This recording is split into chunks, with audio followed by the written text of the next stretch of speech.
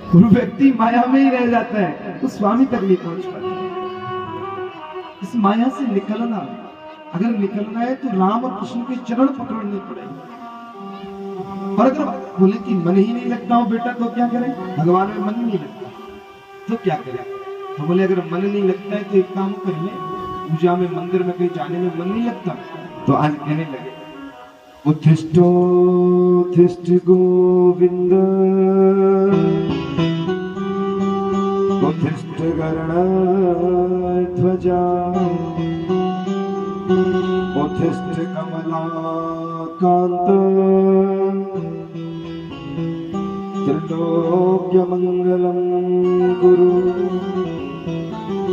माता अगर मन नहीं लगता है तो आप एक काम करो, जिस व्यक्ति का मन ना लगे वो एक काम करो, नित्य प्रतिदिन उठे स्नान करें, आंखें बंद करके ही सोचे मैंने भगवान को उठा दिया, अब भगवान को मैं स्नान करा रहा हूँ और मैं वस्त्र पहना रहा हूँ, हमें बाल लगा दिए ठाकुर जी के, अब मुकुट लगा दिया, लो लो कन्हैया अब भोग पालो, है ना, अब मैं आपकी आरती कर रहा हूँ, इसमें आपका खर्चा भी नहीं लगेगा, लोभी व्यक्तियों के लिए सब अच्छा है, आंख बंद करके करो।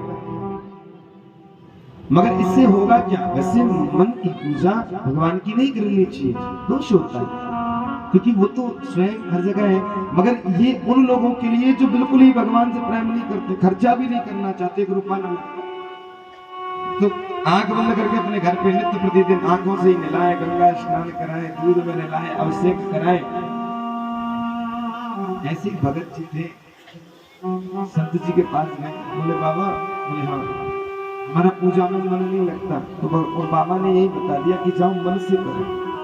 अब वो नित्य प्रतिदिन आंखें बंद करके बोले ये पूजा तो बड़ी अच्छी है, एक रुपये भी नहीं लगता, और मेरे भगवान जी दूध से भी नहा लेते, घी से भी स्नान कर लेते, आंख बंद करता है, कन्हैया को जगाता है, लाला जग जाओ, जगने के बाद स्नान कराता है, अच्छा कन्हैया आज तुम्हें दूध से कराओ, लो दूध से करो, लो दही से करा देता हूँ, लो घी से करा रहा हूँ। ऐसे से करते करते उसकी विधि बढ़ती गई, जो पहले 5 मिनट करता था वो 15 मिनट हो गया, 15 मिनट से 1 घंटा हो गया, भाव बढ़ता गया उसका। बढ़ते बढ़ते क्या हुआ महाराज, एक दिन क्या हुआ, ऐसे प्रतिदिन पूजा करता, भोग लगाता था दूध का, महाराज लो कन्हैया इसमें एक बूंद पानी नहीं है, पी लो। दूध लेके भी आंखों से ही लगा रहा है, बस सोच के अपने मन से। मन से क्या हुआ, एक दिन क्या हुआ, जो दूध है उसमें अपने मन से 2 मुट्ठी चीनी डालता था नित्य प्रतिदिन, आज उसने 3 मुट्ठी डाल दी, तीसरी मुट्ठी डल गई, उसमें जैसे तीसरी मुट्ठी डली, हे भगवान जी कन्हैया ये तो ज्यादा हो गई, चलो मैं निकाल लेता हूँ। जैसे ही उसमें से कटोरे में हाथ के निकालने लगा तो ठाकुर जी प्रकट होके आ गए, उसका हाथ पकड़ लिया, बोले भगत जी क्या कर रहे हो, आपके जेब से तोड़ी जाता है, आप तो 5 मुट्ठी डाल दो तो कोई फर्क थोड़ी है, मगर आप तो वो भी निकाल रहे हो। तो कहने का भाव कि आस्था भगवान के प्रति प्रेम किसी भी प्रकार जगे, वो जगाना चाहिए। माता प्रेम से बोलो ना, आज अपनी माता को ज्ञान दे रही और कह रही माता इस संसार में तो सुख है ही नहीं, संसार ये दुख का घर है, दुख आल्यम संसार, हाँ ये संसार ही दुख देने वाला है। बोली तो बेटा एक बात बताओ, गर्भ में तो पीड़ा नहीं होती होगी ना? बोले माता गर्भ में, अरे माता गर्भवास समम, गर्भवास समम दुखम न भूतो न भविष्यति, माता गर्भ में जितना दुख होता है ना कभी हुआ ना कभी होगा। गर्भ में जब हम होते हैं ना तो छोटे छोटे कीड़े काटते हैं हमको, बहुत इतने कीटाणु होते हैं हमें काटते हैं, और हम भगवान से कहते हैं कृष्ण अब निकालो, हम तुम्हारा भजन करेंगे, ऐसा कार्य कभी नहीं करेंगे जो दोबारा आए। आपने देखा होगा कभी कभी जब कीड़े काटते हैं ना तो बच्चे को तकलीफ होती है, वो बच्चा घूमता है, मगर हम लोग उसको उसके दुख पर खुशी मनाते हैं, देखो देखो देखो जी बच्चा चल रहा है, बच्चा चल रहा है, हाँ खुश हो जाते हैं। मगर उस बच्चे को पीड़ा हो रही है, कीड़े काट रहे हैं, तो गोविंद से कह रहा है प्रभु निकालो ना। और गर्भासन आपने देखा होगा कैसे होता है, पैर ऐसे हाथ जोड़कर ऐसे बच्चा पैदा होता है, ऐसे हाथ जोड़े रहते, ये कृष्ण बंधन करता रहता है वो बराबर नो में, हे कृष्ण मुझे निकालो निकालो निकालो, अब ऐसा कार्य नहीं करूंगा। बोले देख ले मेरा कर्जा देगा, बोला पक्का दूंगा भगवान, अब के निकाल। मगर कर्ज भूल जाता है फर्ज के चक्कर में। अरे वो कर्ज भी जरूरी है, ये फर्ज भी जरूरी है। और इतना ही नहीं, आपने देखा होगा, आप कहोगे महाराज जी आप कह रहे हो इतना, बोले हाँ इतना दुर्गंध होती है। आप अब तो डॉक्टर भी कहते हैं ना कि बच्चे ने गंदा पानी पी लिया, कहते हैं कि नहीं कहते? डॉक्टर कहते हैं ना गंदा पानी पी लिया। अब आप ही बताओ, वहां गंदा पानी कोई नाले का थोड़ी क्या है, जो हम शौच क्रिया करते हैं ये वही तो जल है, उससे जो कहा जाता है गंदा पानी। मलमूत्र कोई गंदा पानी कहा जाता है, उसको भी बच्चा सेवन कर लेता है, भक्षण कर लेता है। आप बताइए कितनी बुरी जगह है। उसे कहता है प्रभु हमको निकाल दो मुझे, हमें इतनी माला करूंगा दोबारा आऊंगा ही नहीं। माता वहां भी सुख नहीं है। और देखो जब घर में बच्चा आ जाए ना तो माताओं बड़ी जिम्मेदारी बढ़ जाती है हमारी।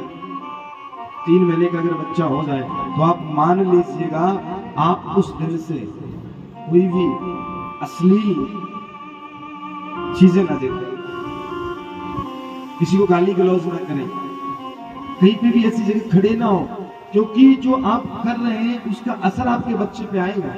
अभिमन्यु ने देखा ना, अपने मात्र गर्भ में ही चक्रव्यूह को तोड़ना सीख लिया मगर निकलना नहीं जान पाए, माता सो गई। हम कहते हमारे बेटे ऐसे हो गए।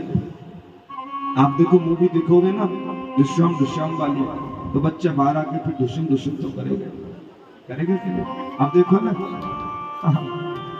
अब बच्चा आजकल देखते अरे भगवान नहीं जाने कि भगवान, बच्चे तो टेक्नोलॉजी, कौन से क्या कहते हैं, टेक्नोलॉजी, हाँ ऐसे कहते हैं, कुछ टेक्निकल हो रहे हैं, बच्चे बड़े तेज हो रहे हैं।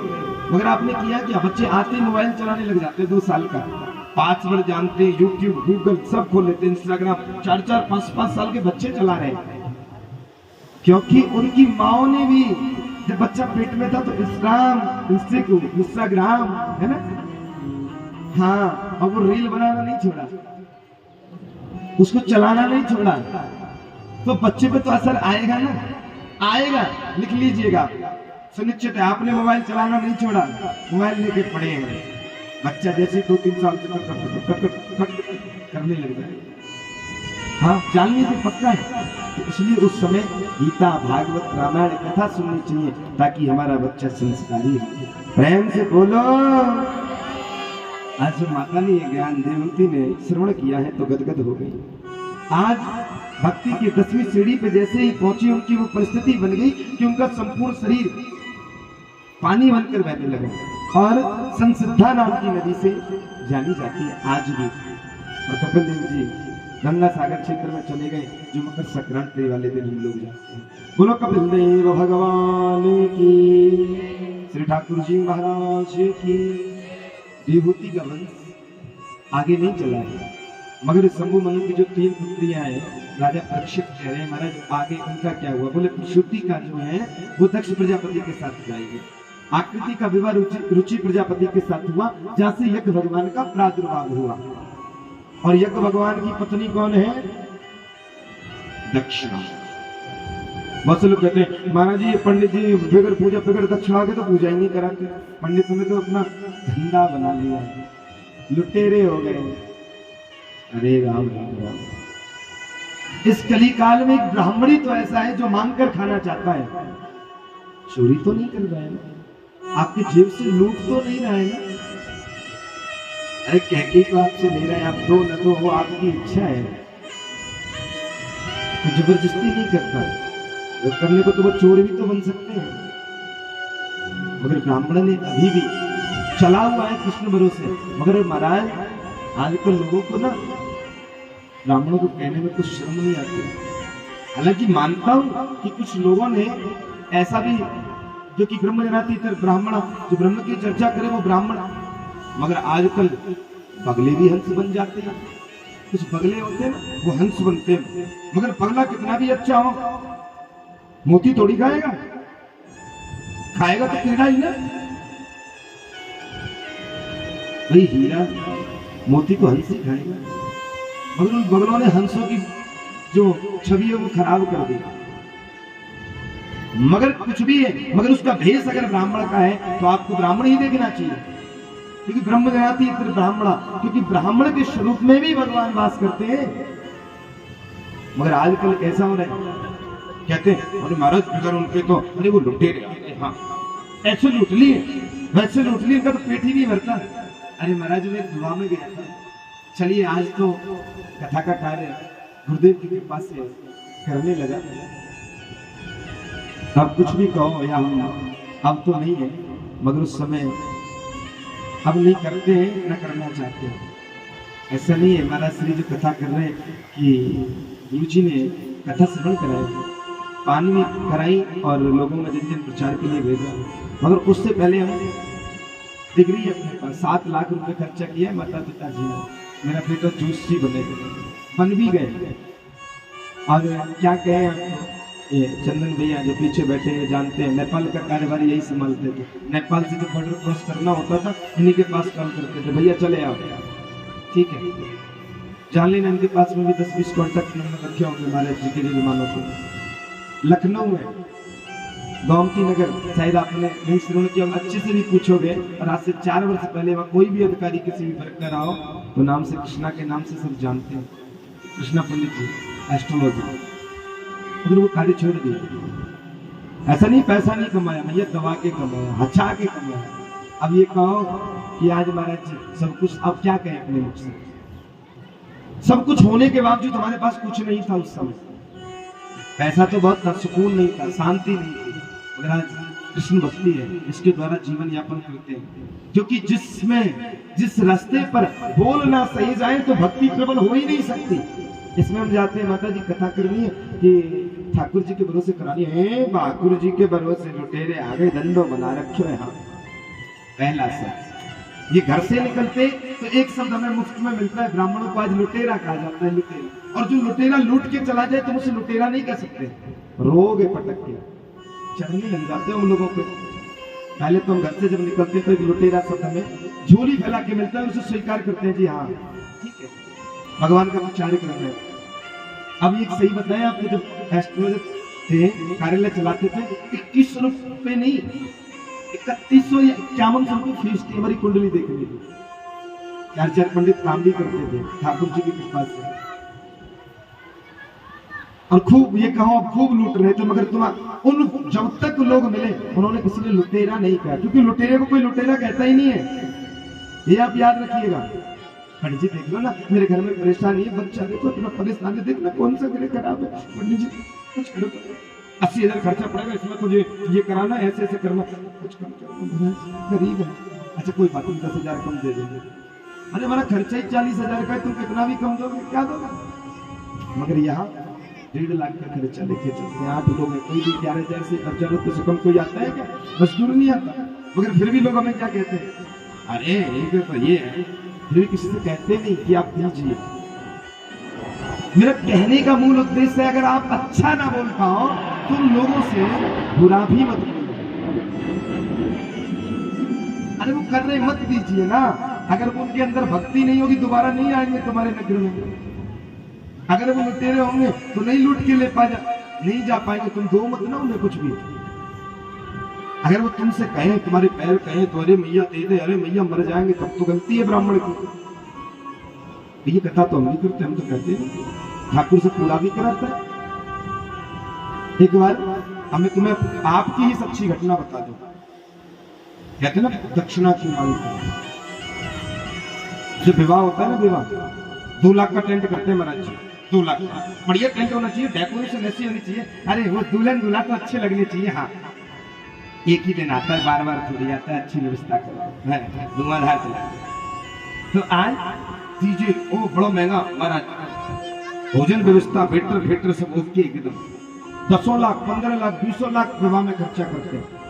मगर जब ब्राह्मण की बारी आती है, जब वो मंत्र बोलता है, ओम मंगलम भगवान विष्णु मंगलम गरुड़, इनका सब मंगल हो, विष्णु भगवान इनका सब मंगल होना चाहिए, आप गरुड़ जी की सवारी पे आ जाओ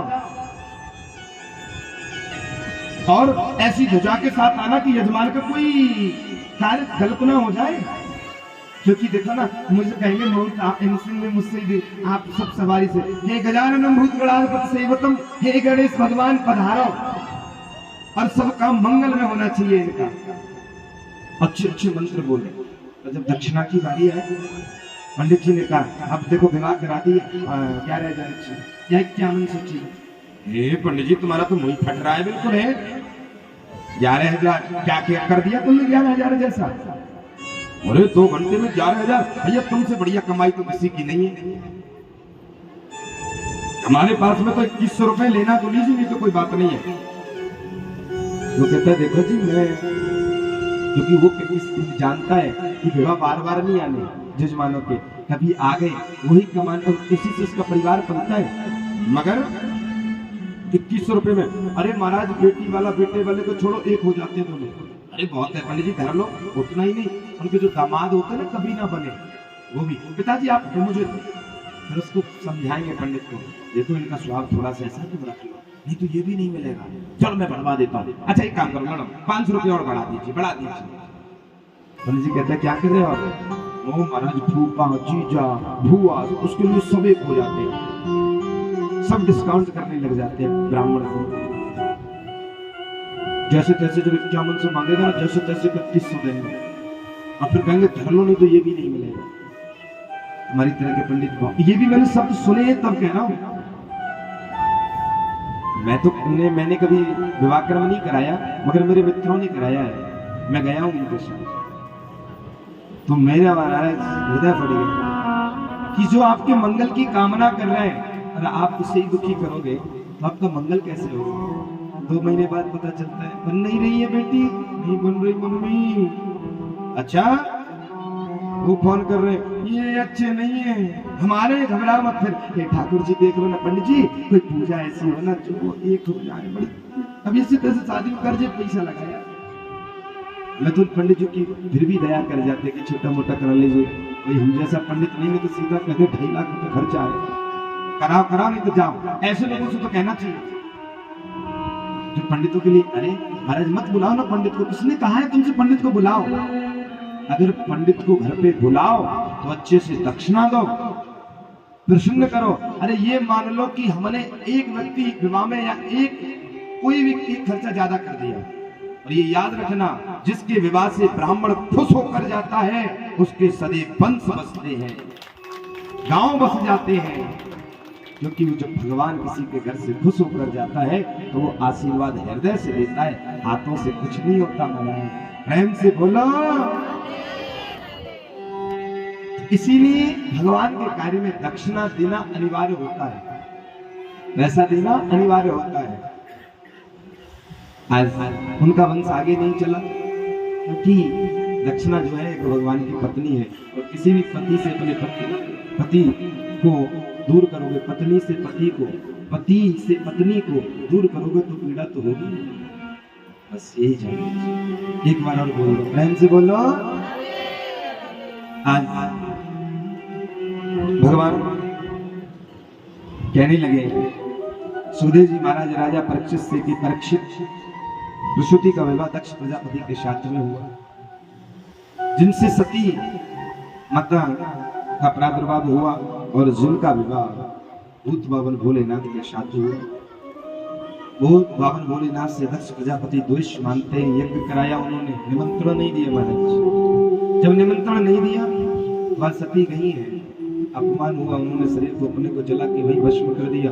भोलेनाथ को क्रोध आया, वीरभद्र को भेजा, उनका सिर धड़ से अलग कर दिया। मगर ब्रह्मा विष्णु ने जब निवेदन किया कि जब यज्ञ बिगड़ जाते हैं तो पूरे क्षेत्र को कष्ट होता है, अब इन सब लोगों का क्या दोष है?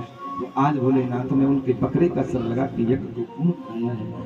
बोलो भोलेनाथ सरकार की, कृष्ण कन्हैया लाल की। भाई भोलेनाथ तो दयालु है, उनसे बड़ा दयालु कोई हो ही नहीं सकता। प्रेम से बोलो राधे। नाम तो नहीं लेंगे मगर कछु मैया हमारी ऐसी है, जब हम बोले ना प्रेम से बोलो राधे राधे तो कुछ तो बोलेंगी, और जैसे महाराज जी की नजर पड़ जाएगी तो करना, और उससे पहले जब देख ही नहीं रहे तो क्या बोले, आप महाराज को देखकर बोले। अच्छा एक कथा याद आ गई, आपको देखकर बता दे, सुना दे। एक जगह कथा चल रही थी और उसमें बड़ी भीड़ थी महाराज, बड़ी भीड़। अब एक मैया आ गई कथा में, बीचों बीच बैठ गई। ऐसे ही मंदिर के समीप में कथा चल रही, पीछे तक पब्लिक बैठी और भोलेनाथ की पिंडी बगल में उनके, वहीं पे बैठ गई, क्योंकि वहां पे कूलर का बढ़िया लग रहा है, क्योंकि गर्मी नहीं लगी। अब उनको सुरती खाने की आदत थी, तमाकू जो खाते ना, डली सुपारी, अब वो खाती थी। अब व्यास जी को भी देख रही है, कहीं देख ना ले, नहीं तो ठोक देंगे, ये व्यास ऐसे मुंह पे कह देंगे हमारे, कोई हमारी तरह का व्यास था। अब महाराज क्या करें, उन्होंने जैसे व्यास जी ऐसे इधर की नजर फिरी तो मैया बैठी थी इधर की तरफ, उन्होंने क्या किया, डली जो है निकाल ली, व्यास ने ऐसे देख लिया, मुट्ठी बंद कर दी, ऐसे करने लगे। अब व्यास की नजर इधर फिरी तो एक चूना चलता है, जो पैकेट वाला चूना, छोटे वाला पैकेट वाला चूना चलता है ना, उसको निकाला, ढक्कन खोल दिया। अब जैसे अब निकालने, अब देखिए कि व्यास ना देख ले, व्यास में निगाह है, और जैसे ही निकालने की तैयार हो गई और जैसे दबाया, व्यास की नजर इधर थी, इधर हो गई, और जैसे ही उधर हुई तो वो घबरा के ज्यादा निकल गया, एकदम दब गया, देख लिया, एकदम फिर बंद कर दिया। अब व्यास जी का इधर चेहरा हुआ तो फिर देखने लगी, अरे ये तो ज्यादा निकल गया, ये कट जाएगा, अगर इसे खाऊंगी तो मेरा मुंह कट जाएगा, क्या करूं, बगल वाली को लगाऊंगी तो ये हमसे लड़ जाएगी, ये तुम पागल हो गई हो, हमसे लगा रही हो, उठ के जाऊंगी तो फिर कूलर पंखा नहीं मिलेगा, क्या करूं बता, भीड़ ज्यादा है। अब वही भोलेनाथ की पिंडी थी, उसने क्या किया, वो जो चूना था, वो ज्यादा वाला चूना उसने अपने हाथ पे ले लिया ऐसे, और भोलेनाथ को त्रिपुंड काट दिया चूने से, और त्रिपुंड काट दिया तो उसमें से भोलेनाथ प्रकट हो गए। अरे बोले मैया कहने लगे, अरे बाबा मुझसे तो गलती हो गई। बोले अरे माता गलती क्या है, मैं तो पूरी दुनिया को चूना लगाता हूँ, तूने मुझे ही चूना लगा दिया है? तो देखो हम तो कथा करते ही रहते हैं, हमें पता है कौन वक्त राधे राधे बोल रहे नहीं, मगर आप व्यास जी को चूना न लगाए, तो आप प्रेम से बोला करें, प्रेम से बोलो राधे। आज सुखदेव जी महाराज परीक्षित से कह रहे हैं, परीक्षित उन्हीं वंश में, बोले कि आपने बताया कि 2 पुत्र हैं, प्रियव्रत और उत्तानपाद, उनका क्या हुआ महाराज? बोले उनका प्रियव्रत और उत्तानपाद, प्रियव्रतोत्तानपादो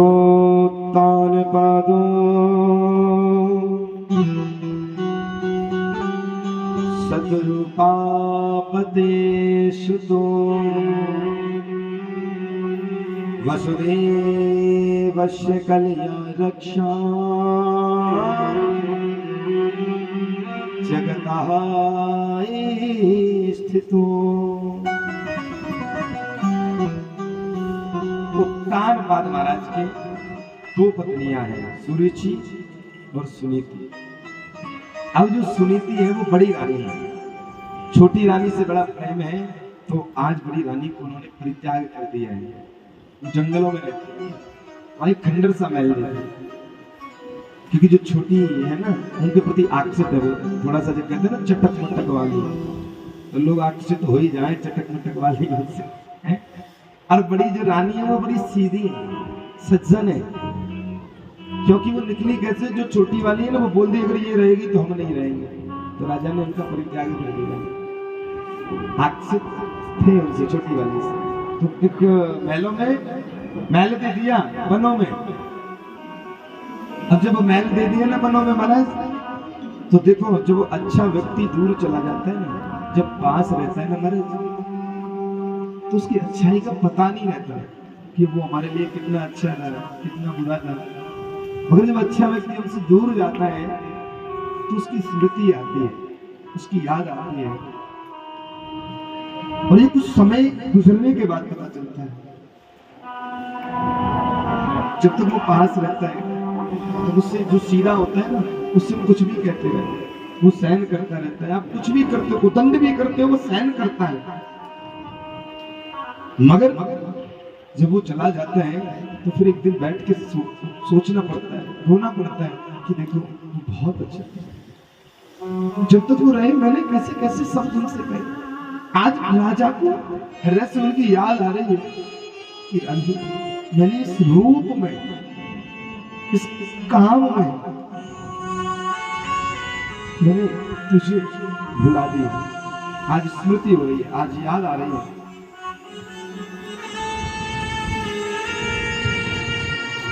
आज राजा ने विचार बनाया कि चलो उनसे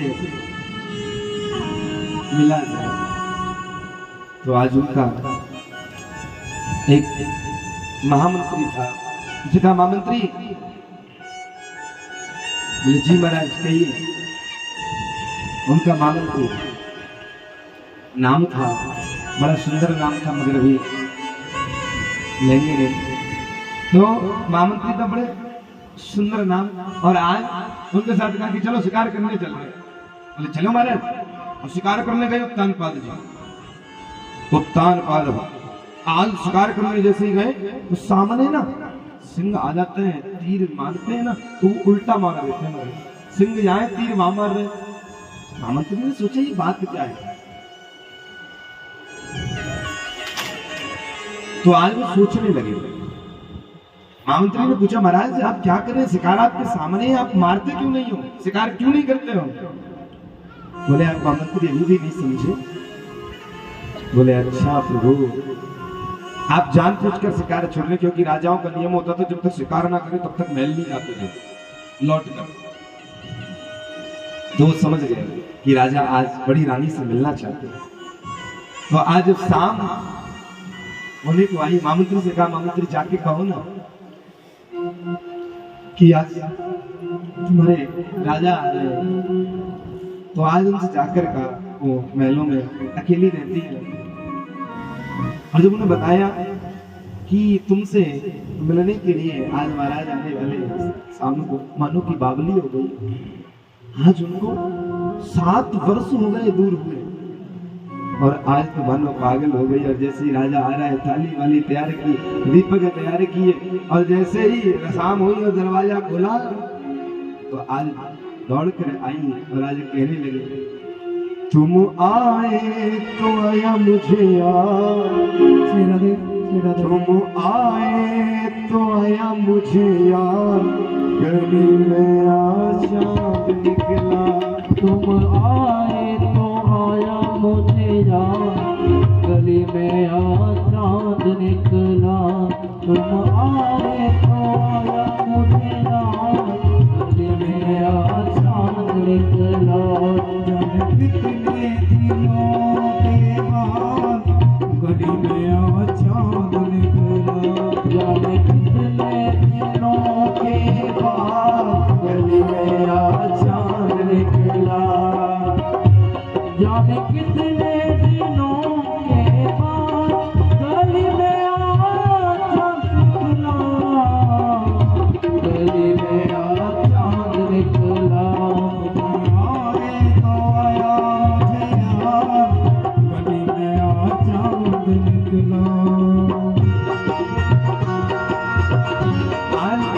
रानी बावली हो गई कि मानो को कितनी सदियों से इंतजार कर रही है, और उसके चांद निकलता है प्रतिदिन, मगर उसके घर अंधेरा रहता है। वो ये कहना चाहती है कि आज मेरे घर उजाला हुआ है, इतने दिन से मैं अंधेरे में थी, आज ये चांद निकला है तो मुझे आज तुम्हारी याद आई, ये चांद की याद आई कि आज ये चांद निकला है, तुम्हारे आने से मेरे घर में रोशनी आ गई है।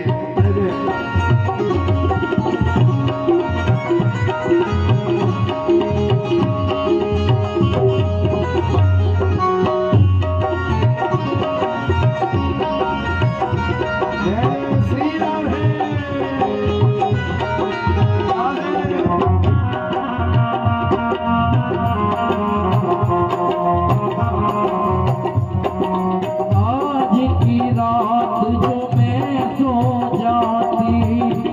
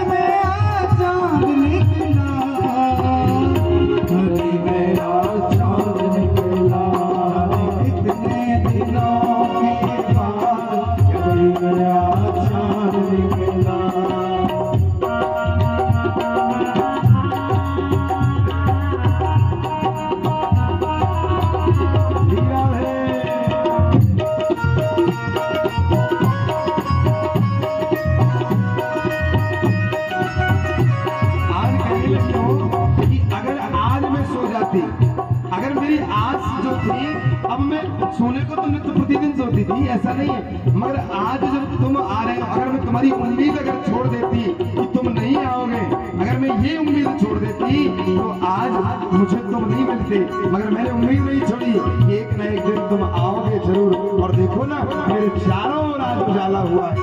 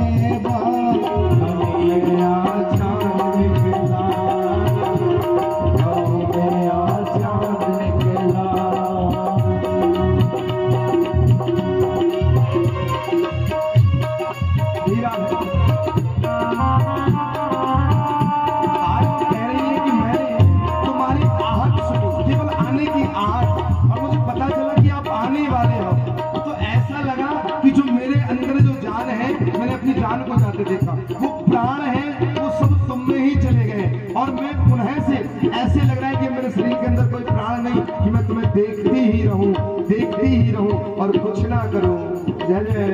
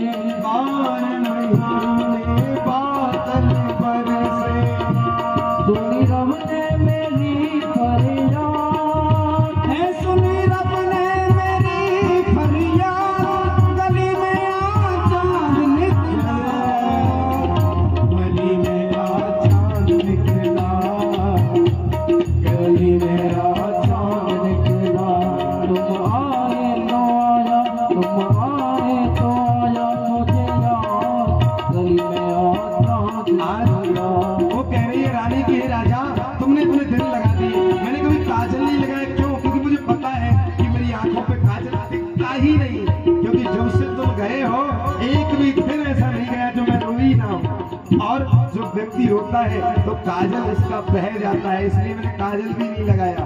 क्यों? क्योंकि इन आंखों में नेत्र जो अश्रु है वो कभी रुके नहीं। तो आज जब तुम आ गए हो तुम मान लो कि मैंने पूरा श्रृंगार कर लिया हो। जाने कितने दिनों के बाद गली में चांद निकला, गली में चांद निकला।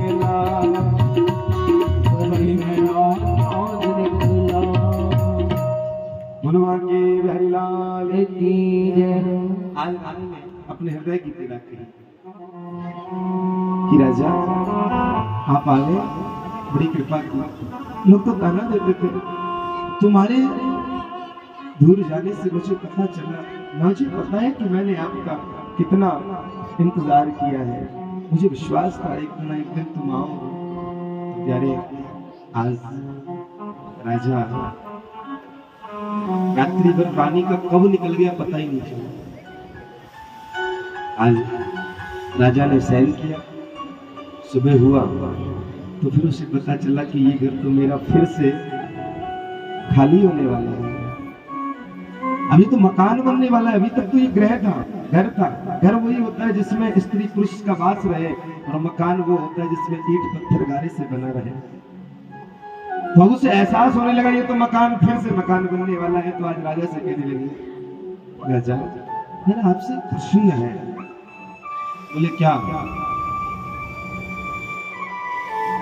कहने लगी कि राजा ये बेटी का जीवन जो होता है वो इस प्रकार होता है, जब तक मुझे प्रश्न बताओ, जब बाप के घर में जब बेटी रहती है ना, बाप के घर में, तो वो उस घर को अपना घर समझती है, कभी पराया नहीं समझती। और आपने देखा होगा कोई भी वस्तु अगर गिर जाए घर में, बेटा उठा के रखे ना रखे, मगर बेटी उसे उठा के तुरंत रखेगी, तुरंत सजाएगी उसको। पिताजी के लिए कभी बेटा पूछे ना पीछे पानी लाओ, भोजन करोगे आप, मगर बेटी पिताजी पानी भोजन करिए आप। मगर जब वो बड़ी होती है तो वही कहते हैं घर वाले कि एक काम करो बेटी, देखो ये तुम्हारा घर नहीं है, और तुम्हारा सच्चा घर तो कहीं और है, जिसको मैं जानती नहीं हूँ, उसके हाथ पकड़ा देते और कहते हैं जीवन भर इसी के साथ रहना है, ये घर नहीं था तेरा।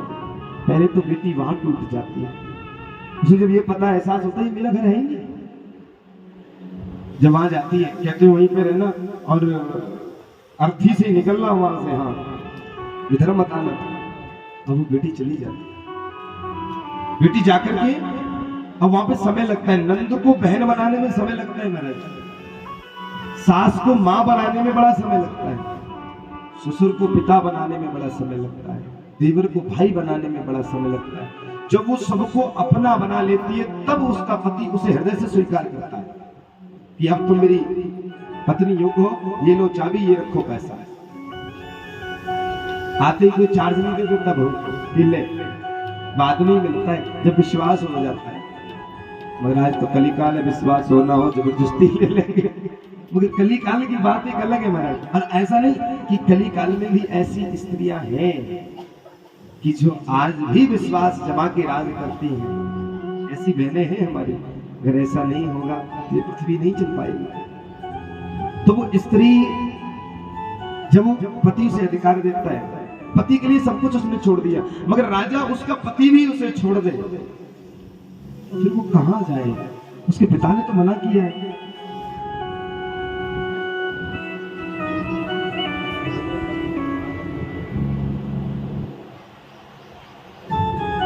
आज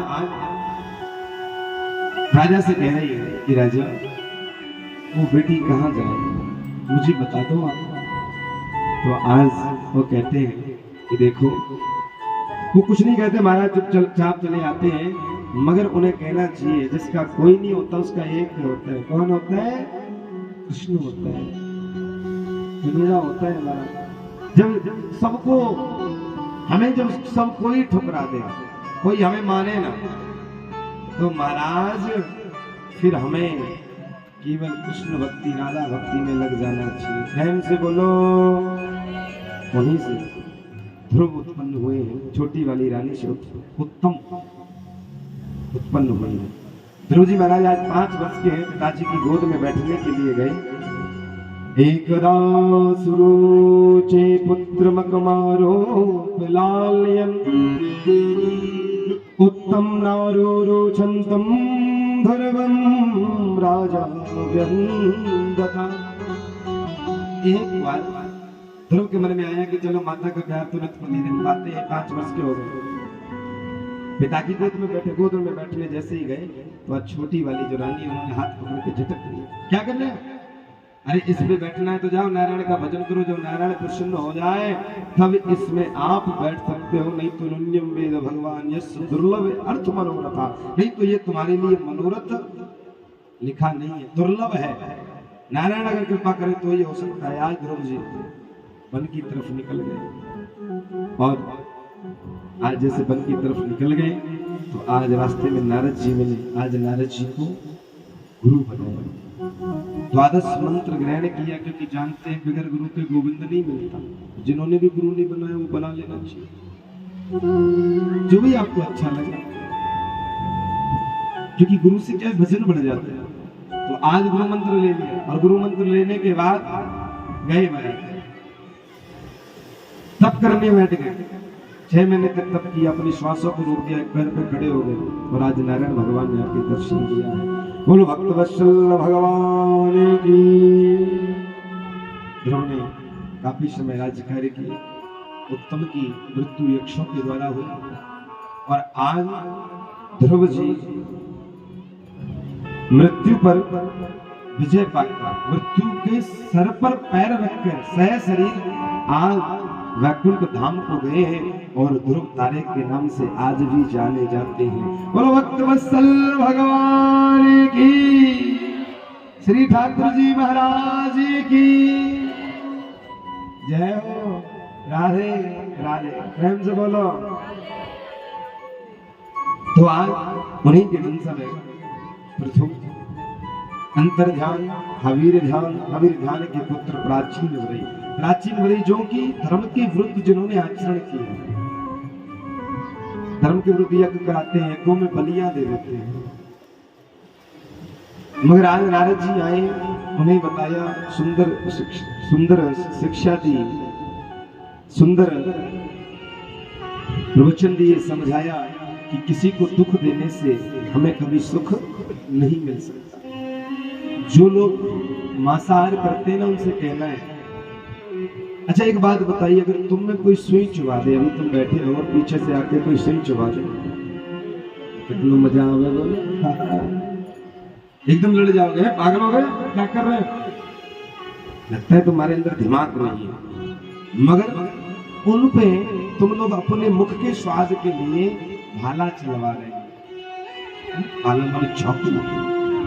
तो जब तुम किसी को कष्ट दे रहे हो, माना कि उनकी जबान नहीं होती मगर उनकी आ होती है कि जा मनुष्य, तेरे लिए हमने अपनी उम्र आयु को भी दे दिया, मगर आज तेरा पेट नहीं भरा, आज तू हमें ही खाने लगा। तो आज प्राचीन वरी को उपदेश दिया और कहा, प्राचीन वरी देखो एक विधि होती है, जो जैसा करेगा वो ऐसा भोगेगा। और देखो एक बात आपको बताएं, विधि ने एक नियम बनाया है, नियम, उसके अनुसार चलोगे तो लाभ मिलेगा। जैसे सिंह मांस खाता है, कितना भी भूखा हो घास नहीं खाता, मर जाएगा, घास नहीं खाता वो। गाय घास खाती है, वो मांस नहीं खा सकती, उसका मांस आहार नहीं। मगर मनुष्य के लिए जो बना है वो हरी हरी सब्जियां, ये अन्न, ये मनुष्य के लिए बना है, ये भोजन मनुष्य के लिए बना है? हरी हरी सब्जियां मनुष्य के लिए बनी है। देखो ना कितनी सुंदर सब्जियां, घिया है, भिंडी है, तुरई है, गोभी है, ये सब खाइए ना। अन्न भी कितना सुंदर, चावल आवल, ये सब रोटी कितनी सुंदर बनती है। हमारे लिए भी कई प्रकार के भोजन है, रोटियों में भी देखो लाल गेहूं, बाजरो, है ना, वैसे सादा आटो, चावल, तभी तुम्हारा पेट नहीं भर रहा, तभी तुम मरे भूखे की भूखे हैं। मगर मनुष्य एक ऐसा प्राणी है, पशुओं से भी गिरा हुआ, कि जो सिंह का भी भोजन कर जाता है महाराज, और गाय का भी खा जाता है, और अपना तो वो खा ही रहा। प्रेम से बोलो। इसलिए मनुष्यों से कहना है, जाग जाओ सरकार, नियम से चलो, नियम विरुद्ध चलोगे ना तो कोई तुम्हें क्षमा नहीं करेगा। जब वहां जाओगे लोग कहते ना, नहीं नरक नहीं होता, ये तो सब मन का मानना है। अच्छा, ये सब मन का मानना है? एक बात याद रखना, यहाँ के लोग तो दया कर देते हैं मारने में, कोई गलती हो जाए तो क्षमा भी करते हैं, मगर वहां के लिए दयाहीन नरके न वास्ते दूता नाम दयाहीन दूते। नरक में जो होता है ना, उनके अंदर दया नहीं होती, तुम कितना भी चिल्लाओ, क्योंकि उनको दया है ही नहीं, भगवान ने बना ही नहीं, क्योंकि दया आ जाएगी तो सजा कैसे मिलेगी फिर। तो वो तड़ातड़ कोड़े बजाते हैं। अच्छा मनुष्य पका के खाए, डालो भैया डालो, आप आग में पकते हैं, शरीर तो चल जाता है मगर फिर आपको आत्मनीय कष्ट दिया जाता है। आपने देखा होगा ना, शरीर का घाव भर जाता है मगर आत्मा की जो ठेस होती है प्यारे, वो कभी भरती नहीं है। आत्मा का दर्द, वो आत्मा को कष्ट देता है।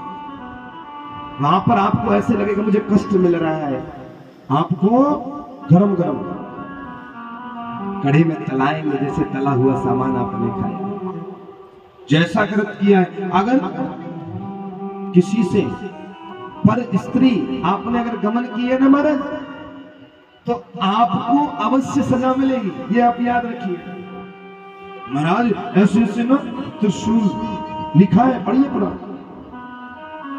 भाले होते हैं भाले, उसमें से लटका दिया जाता है इस प्रकार से, मगर वो है पर स्त्री। यदि नाम स्त्री, हमारी स्त्री नहीं होनी चाहिए, पत्नी नहीं होनी चाहिए, पत्नी के लिए कष्ट नहीं है जो पराई स्त्रियों का भक्षण करे।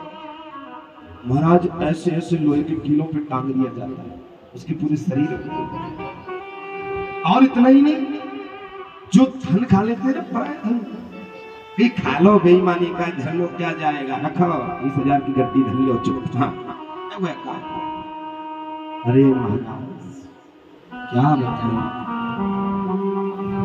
उसमें जो कूड़ा पड़ता है ना, कूड़ा वो जमीन में लेट लेट कर कूड़ा लगाते हैं और वो तड़पता रहता है, मगर वो मानता नहीं, क्योंकि उनके अंदर दया नहीं है, वो मारेंगे। और आप कहोगे हे प्रभु कब मेरा कब ये पाप पूर्ण होगा, हमसे सहज नहीं हुआ, मैंने इतनी बड़ी भूल कर दी। तभी तो कहते हैं कर ले शोदा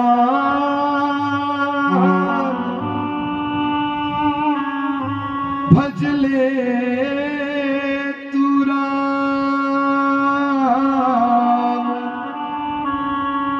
आखिरी में आएंगे तुम ही तेरे काम, भज ले सुरा भज ले सुरा भज ले सुरा भज ले सुरा कर ले सुरा कर ले सुरा, आखिरी में आएंगे यही तेरे काम, भज ले सुरा भज ले सुरा। राम राम भजो, कृष्ण कृष्ण भजो, यही कल्याणकारी होगा। और जो बुरी संगत है इन्हें छोड़ दो ना, प्रेम से बोलो ना। भैया एक बात बता, मैं तुमको, हाँ तुम कहो तो बता दे, अगर बुरा नहीं लगे तो बता दे। अच्छा सही बताओ, आप अपने घर वालों से कितना प्रेम करो? बहुत करो, बहुत करो, उससे भी ज्यादा ठाकुर जी से। अगर उनकी बात आ जाए तो तुम कितना तेज बोलोगे, अगर उनका कोई बात हो बोलोगे तो उसके लिए भी तेज बोलो, प्रेम से बोलो। कुछ माताएं तो लग रहा है कि प्रेम ही नहीं करती, परेशान है, लड़ाई बड़ी ज्यादा होएगा तुम्हारी। हाँ भाई देखो, जिसकी लड़ाई हो तो वो फिर क्यों प्रेम करे, वो तो भैया विक्रम, हमारे विक्रम जी के साथ यही हाल है, क्या करें है? तो कोई बात नहीं। अच्छा एक काम है, जब राधे राधे का नाम आए ना, तो आपको कब करो, अब ऐसे जो आपके बगल में बैठी है, आप गौर से देखो एक बार, कौन आपके बगल में बैठा है, देख लीजिए, देख लिया, ठीक है। तो आपको उन्हीं की कसम है, कथा में कसम दे रहे हैं, अगर आप राधे राधे का नाम नहीं बोलोगे तेजी से, तो प्रेम से बोलो, हे भगवान कितनी तेज बोला है। अब पता चला कि आप भगवान से कम संसार से ज्यादा प्रेम करो, क्योंकि पता है कॉलोनी वाले हैं सोच लेंगे कि हमें मरवाना चाह रही है। हाँ, तो इसलिए कोई किसी को नहीं मरवाना चाहता। तो हाँ, कोई किसी से ये मत कहना कि ये मरवाना चाह रही है, ठीक है। तो एक बार और बोल दीजिए, प्रेम से बोलो राधे। आइएगा परीक्षित, अब हम भागवत के पंचम स्कंद में प्रवेश करने के लिए जा रहे हैं। प्रियव्रत का वंश आपको बताने के लिए जा रहे हैं परीक्षित। और कहने लगे प्रियव्रत के वंश में ऋषभदेव जी महाराज हुए। ऋषभदेव जी महाराज ने एक दिन अपने पुत्रों को बुलाया, बेटा आप यहाँ ये जीवन में क्यों मिला है? 100 बेटे हैं उनके। तो उन्होंने किसी ने कहा चौपड़ खेलने लगे, किसी ने कहा भगवान प्रजा की सेवा करने के लिए, सबका जैसा मत था अलग अलग बताया। आज ऋषभदेव जी महाराज ने, ऋषभदेव से ही जैन धर्म का प्रादुर्भाव हुआ है। ऋषभदेव ने ही जैन धर्म को बढ़ाया है, याद रखिएगा। तो अपने पुत्रों से कह रहे हैं, देखो बेटा ये तो हमारा फर्ज है, प्रजा की सेवा करना, राज्य काज को चलाना, धन को कमाना, ये हमारा फर्ज है। मगर अगर हमने किसी का कर्जा खाया हो दे, अगर उसको आप नहीं दोगे तो आपसे लोग क्या कहेंगे? अगर आपने किसी का कर्जा खा लिया तो आपसे लोग क्या कहेंगे? क्या कहेंगे आपसे? बेईमान। कहेंगे कि नहीं कहेंगे? तो आप एक बार किसी कॉलोनी से कर्जा ले लो, 5,000, 10,000, 10 लाख, 5 लाख, 1 लाख, और फिर उसका पैसा आप लौटाओ मत। जो वादा हो, वादा ने कहा 6 महीने में लौटा दूंगा, 6 महीने में लौटा देगा तो वो साल भर इंतजार करता है, लौट जाए, 1.5 साल 2 साल करेगा, इससे ऊपर नहीं। वो सोचेगा मेरा पैसा मर गया। अब फिर वो कॉलोनी में कहेगा भैया इसको पैसा मत देना, बड़ा बेईमान है, बड़ा बेईमान है। खाया तो एक का धन है और पूरे कॉलोनी में पता चल गया कि वो बेईमान है, उसे कोई पैसा मत दे। उसी प्रकार नारायण से हम कर्ज लेकर आते हैं कि तुम्हारा भजन करेंगे, हमके निकाल तो बहुत माला करेंगे, मगर हम परिवार के चक्कर में कोई माला नहीं कर पाते, कोई ठाकुर जी का नाम नहीं ले पाते, तो वो कर्ज बढ़ता रहता है। और वो कर्ज इतना बढ़ जाता है कि वहां जाके रजिस्टर में लिख जाता है ये 1 नंबर का बेईमान है, और बेईमान को कहीं भी शरण नहीं दी जाती। समझ रहे हैं आप? तो बेईमान मत बनिए, जिसका लिया है ब्याज ना दे पाओ, मगर मूड तो लौटाओ। देखिए हमारे पास दिन में कितने घंटे हैं?